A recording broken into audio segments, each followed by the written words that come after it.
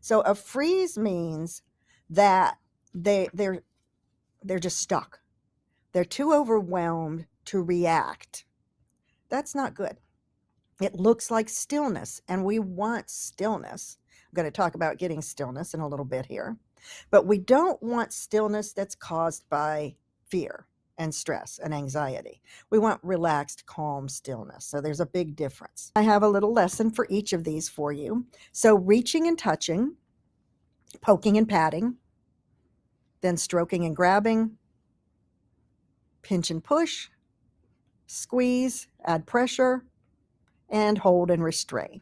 Right, so that works us through a variety of different ways to put our hands on our dogs and to interact with them.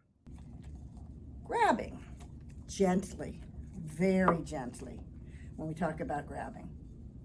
Good. So that spot, like at the back of the neck, almost between the shoulder blades there, where they often put injections. I'm going to grab that. Let me switch to a lower value reinforcer. Kibble again. Just put it there as a Zen bowl. Good. Gentle grab.